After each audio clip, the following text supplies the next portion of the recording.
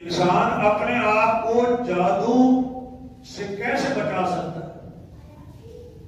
پہلی بنیادی چیز ہوئی ہے کہ اللہ نہ چاہے تو کسی پر جادو ہو ہی نہیں سکتا.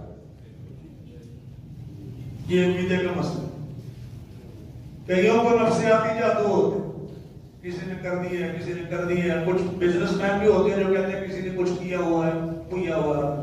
بے شمار ایسے جن کو کچھ نہیں کیا ہوتا لیکن وہ کہتے ہیں کیا ہوا ہے. لیکن اس کا مطلب یہ نہیں ہے کہ ہم یہ کہیں کہ یہ ہوتا نہیں. فراڈ بھی ہے لیکن اثر بھی اس کا ہو جاتا ہے. کسی پر کیا بھی کیا ہوتا ہے. شدید قسم کے جادو بعض دفعہ کر دیے جاتے ہیں. تو کتاب و سنت میں ایسے طریقے بتائے گئے ہیں جن سے انسان اپنے آپ کو محفوظ رکھ سکتا ہے. چونکہ جادو شیاطین سے مدد لینے کے ذریعے سے ہوتا ہے، شیاطین کی عملداری کے ذریعے سے ہوتا ہے، ان سے مدد لے کر جادو کیا جاتا ہے. تو اگر انسان اپنے آپ کو شیطانی حملوں سے محفوظ کر لے، وہ کام کر لے جس سے شیطان سے محفوظ ہو جاتا ہو، تو ظاہر ہے وہ جادو سے بھی محفوظ ہو جائے. اور ان میں سے ایک عمل یہ ہے کہ اگر ایک شخص صبح صبح مدینہ طیبہ کی خاص اور خاص تمر کھجور وہ استعمال کر لے، جن کی تعداد نبی علیہ السلام نے 7 بتائی ہے، صحیح بخاری میں روایات موجود ہیں، وہ سارا دن جادو کے اثر سے محفوظ رہے. یعنی اگر کوئی جادو کر بھی دے تو اثر نہیں ہو، جادو کے نقصان سے محفوظ رہے. یہ نہیں ہے کہ جادو کرے گا کوئی نہیں، حملہ کرنے والے تو کرتے ہیں جیسے شیطان کوشش کرتا ہے. یہ الگ بات ہے کہ آگے حصار مضبوط ہوتا ہے، ڈیفینس مضبوط ہوتا ہے، اس کا بس نہیں چلتا. کہ اس مسکین کمزور شخص نے اللہ العزیز القادر القوی الغالب کا سہارا لیا ہوتا ہے تو آگے اس کو نظر آتا ہے کہ یہاں میری دال نہیں گلے. حملے کی کوششیں ہوتی لیکن نبی علیہ السلام نے فرمایا کہ جو شخص صبح صبح 7 اجوا کھجوریں کھا لے، اس پر نہ تو سارا دن زہر کا اثر ہوگا. اب اس کی وضاحت کر لیں آپ، وہ بچھو کا زہر ہے، وہ سانپ کا زہر ہے، وہ کسی بھی چیز کا زہر ہے، اس کا اثر نہیں ہوگا. کھا بھی لے تو اثر نہیں ہوگا. موذی جانور، زہریلا جانور ڈنگ بھی مار دے تو بھی اثر نہیں ہوگا. تاثیر بھی تو اسی نے رکھے نا جس کی یہ مخلوق ہے. تو اس نے مدینہ کی خاص الخاص کھجوروں میں یہ برکت رکھی ہے کہ یہ جادو اور زہر کے اثر کو سارا دن ظاہر کر دیتی ہے. ظاہری شکل نہیں دیکھتے. میں کھجوریں خریدنے میں کہتے ہیں یہ بڑی بڑی بڑی اچھی کھجوریں. میں نے کہا کہاں کی ہیں؟ کہتے ہیں ملتان سے آئی. مدینہ طیبہ میں آ کے بھی اگر ہم نے ملتان کی کھجوریں لینی ہیں تو ہمیں ملتان سے کیا لاہور شریف میں مل جاتی ہیں. تو یہاں تو وہ کھجوریں لینی ہے جن کی فضیلت جو بابرکت کھجوریں، اور ان بابرکت کھجوروں میں سے ایک کا میں ذکر کر رہا ہوں، ایسی بابرکت کہ صاف دانے استعمال کر لیں سارا دن اثر روکنے سے کر جاتا. وہ چیز جس سے موت واقع ہوتی ہے، زہر سے بھی موت واقع ہو جاتی ہے، جادو سے بھی ہو جاتی ہے، اس اثر کو ان 7 کھجوروں نے 7 اجوا کھجوروں نے روک دیا. یہ تاثیر کس نے رکھی؟ جس نے ساری کائنات کے اندر، ساری چیزوں کے اندر تاثیریں رکھی ہیں، اسی نے رکھی. اور اثر بھی اسی کے اذن سے ہوتا ہے. آپ سمجھتے ہیں یہ میڈیسن استعمال کریں گے یہ شرط کیا علاج ہے؟ کوئی شرطیاں ورتیاں نہیں. وہ جس کو آپ شرطیاں کہہ رہے ہیں اس میں اللہ تاثیر رکھے گا تو پھر تاثیر ہوگی، نہیں رکھے گا تو شرطیاں کیا، کئی شرطیاں بھی ہوں تو کوئی شرط تمام نہیں ہوگی. وہ سارا کچھ پر باہر نکل جاتا، اثر ہوتا ہی نہیں، وہ آگے ہی نہیں جاتا. گلے سے بھی چیز اترتی ہے، سب تو بعد میں دکھائیں گے. اللہ کی وہ مخلوق اجوا کھجور ہے، اللہ کی مخلوق ہے نا، ان میں بھی تاثیر اللہ نے رکھی. وہ نہ رکھتا تو نہ ہوتی، اس نے رکھ دی ہے تو ہے.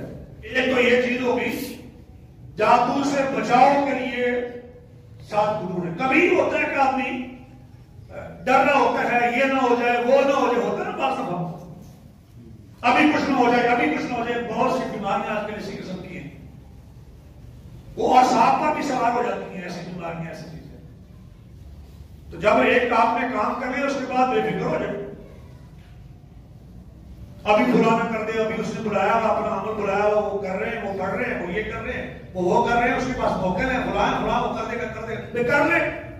وَمَا هُمْ بِضَارِّينَ، یہ مالک نے فرمایا کہ یہ کچھ نہیں کر سکتے، کچھ نقصان نہیں پہنچا سکتے، اِلَّا بِإِذْنِ اللَّهِ، ہاں اس کا اذن ہوگا، یعنی اس کی طرف سے زمائش آپ پر آنی ہوگی تو ہو جائے گا۔ اس پر اگر بھروسہ تھا، توکل ہوگا، اس کے ساتھ تعلق مضبوط ہوگا، پھر آدمی واقعہ مومن ہو کے جیتا ہے، مومن ہو کے جیتا ہے۔ ادھر سے کوئی نکل آئے گا، ادھر سے کوئی آ جائے گا، ابھی کچھ نہ ہو جائے، ابھی کیا ہے، ابھی اجازت ادھر سے ملنی ہے نا، اور جب ادھر سے آپ کے لیے کوئی آزمائش اللہ کی طرف سے آنی ہے تو پھر ظاہر ہے وہ آنی ہے، اس کے ساتھ کیسے نمبر آزما ہونا ہے، وہ پھر شریعت کی روشنی میں آپ دیکھیں کہ مشکلات کا حل کیسے ہوتا ہے، ان سے کیسے نکلتے ہیں، وہ طریقے روشنی بتائے ہوئے۔ ایک مشکل آئے ہی نہ، اور میں خاص مشکل کا ذکر کر رہا ہوں کہ جادو کا اثر ہو ہی نہ، اور آپ دیکھیں ان لوگوں کو جن پر یہ مشکل آتی ہے، کبھی اور کیا ساری پراپرٹی فروخت ہو، کاروبار ٹھپ ہو، طلاقیں ہو گئی، یفرقون بہ بین المرء وزوجہ، سب سے بڑا ٹارگٹ تو یہ ہے کہ رشتوں کو توڑ دیا جائے۔ یہ شیاطین کا یہ عمل ہوتا ہے، اس لیے اس مالک کا سہارا لیا جائے، اس سے مدد طلب کی جائے۔ ایک اور چیز ہے ترمذی کی روایت کے مطابق، جو شخص باوضو رہتا ہے اس پر بھی جادو کا اثر نہیں ہوتا، یعنی جس شخص نے وضو کیا ہوا ہو، وضو کی حالت میں اس پر جادو کا اثر نہیں ہوتا۔ اس لیے کوشش زیادہ سے زیادہ ہم یہ کریں کہ باوضو رہیں تاکہ جادو کا اثر نہ ہو۔ نبی علیہ السلام نے فرمایا کہ جو شخص باوضو ہوتا ہے، اللہ کی طرف سے ایک فرشتہ مقرر ہوتا ہے جو اس کی حفاظت کرتا ہے شیطان سے، شیطان اس کے پاس نہیں آ سکتا۔ جیسے نبی علیہ السلام نے فرمایا کہ جو شخص آیت الکرسی پڑھ لے، شیطان اس کے بھی قریب نہیں آ سکتا۔ اللہ لا الہ الا هو الحی القیوم، ایک حدیث میں آتا ہے کہ جس بستی میں جماعت نہ ہوتی ہو ان کے اوپر شیطان غالب آ جاتا ہے۔ کچھ افراد موجود ہیں، مثلا 3 بندے موجود ہیں یا 2 آدمی موجود ہیں، بعض روایت میں 3 کا ذکر ہے، 3 لوگ موجود ہوں کسی بستی میں اور وہاں جماعت نہ ہوتی ہو، ان کے اوپر بھی شیطان غالب آ جاتا ہے۔ میں کہنا یہ چاہتا ہوں کہ جب شیطان غالب آ جائے گا تو جادو کا اثر بھی ہو سکتا ہے، کیونکہ وہ شیطانی عمل سے ہوگا۔ اسی طرح نبی علیہ السلام نے فرمایا کہ جو آدمی ساری رات سویا رہے، شیطان اس کے کان میں پیشاب کر دیتا ہے۔ اب وہ آدمی جس کے کان میں شیطان نے پیشاب کر دیا ہو، اس پر جادو کا اثر نہیں ہوگا، جو ہی حملہ ہوگا فوراً وہ تیر نشانے پہ لگے گا۔ نبی علیہ السلام نے فرمایا کہ وہ آدمی جو سورج نکلنے تک سویا رہا، شیطان نے اس کے کانوں میں، دونوں کانوں میں پیشاب کر دیا، تو شیطان کا حملہ تو پہلے اس کو ہو چکا ہے۔ اسی لیے ہمیں یہ بتایا گیا ہے کہ جہاں شیاطین کی آماجدہ ہوتی ہے یا شیاطین کے حملوں کا زیادہ امکان ہوتا ہے، وہاں اللہ تعالیٰ کی پناہ طلب کیا جائے، جیسے اللہم انی اعوذ بک من الخبث والخبائث۔ بیت الخلاء میں داخل ہونے سے پہلے آپ شیاطین سے اللہ کی پناہ طلب کر لیتے ہیں۔ وہ شیاطین جن مرد ہوں یا عورتیں ہوں، خبث والخبائث یعنی مذکر ہو یا مؤنث، اور سورۃ فلق میں بھی نفاثات ہے، گروہوں پر پھونکے مارنے والیاں، والے نہیں کہا، نفاثات مؤنث، اب وہ جننیاں ہو سکتی ہیں، تو جن یا جننیاں ان سے انسان اللہ کی پناہ طلب کر لیتا ہے تو ہم لوگ سے محفوظ رہتے ہیں۔ اسی طرح ایک حدیث میں آتا ہے کہ جو شخص صبح و شام 3 مرتبہ بسم اللہ الذی لا یضر مع اسمہ شیء فی الارض ولا فی السماء وہو السمیع العلیم پڑھ لے، وہ بھی شیاطین کے حملوں سے محفوظ رہتے ہیں۔ 3 مرتبہ صبح، 3 مرتبہ شام۔ اس میں کیڑے مکوڑے، حشرات الارض، وہ ڈینگی، وہ اور وائرس، کوئی بھی چیز ایسی ہو سکتی ہے، ان ساری چیزوں سے اللہ ان کلمات کی برکت سے محفوظ کر دیتے ہیں۔ بسم اللہ الذی لا یضر مع اسمہ شیء فی الارض ولا فی السماء وهو السمیع العلیم۔ اس طرح ایک حدیث میں آتا ہے کہ جو آدمی فجر کے بعد 100 مرتبہ پڑھے لا الہ الا اللہ وحدہ لا شریک لہ لہ الملک ولہ الحمد وهو علی کل شیء قدیر، 100 مرتبہ صبح کے وقت پڑھ لے، نبی علیہ السلام فرماتے ہیں اس کو 10 غلام آزاد کرنے کا ثواب ملتا ہے۔ 10 غلام، اور ایک غلام کی کتنی مالیت ہوتی ہے؟ اس کے نامہ اعمال میں 100 نیک عمل لکھے جاتے ہیں۔ 100 نیکیاں، اس نے 100 نیک عمل کیے، 100 گناہ مٹا دیے جاتے ہیں، 100 گناہ مٹا دیے جاتے ہیں کلام پڑھنے سے۔ اور جس موضوع پر ہم بات کر رہے ہیں وہ یہ کہ شام تک وہ شیطان سے محفوظ کر دیا جاتا ہے۔ یہ اس کے بعد پھر دھڑک رہے ہیں کہ کوئی شیطانی حملہ نہیں ہو سکتا۔ اس بندے نے اپنے آپ کو اللہ کی پناہ میں دے دیا۔ جیسے فرمانے کہ جو آدمی فجر کی نماز پڑھتا ہے وہ اللہ کے ذمہ ہے، اس کا مطلب ہے کہ اللہ کے ذمہ ہے، تو اگر کوئی چیز اس کو نقصان پہنچائے گی تو اس نے گویا کہ اللہ کے ذمہ کو توڑا ہے، اس نے اللہ کے ساتھ ٹکر لی، پھر بابا فی ذمت اللہ۔ اب جو اللہ کے نام لے کر لا الہ الا اللہ وحدہ لا شریک لہ لہ الملک ولہ الحمد وہو علی کل شیء قدیر پڑھ رہا ہے، تو اللہ کی حفظ و امان میں وہ اپنے آپ کو دے رہا ہے۔ اس لیے شیطان سے اللہ تعالیٰ اس کو محفوظ فرما لیتے ہیں۔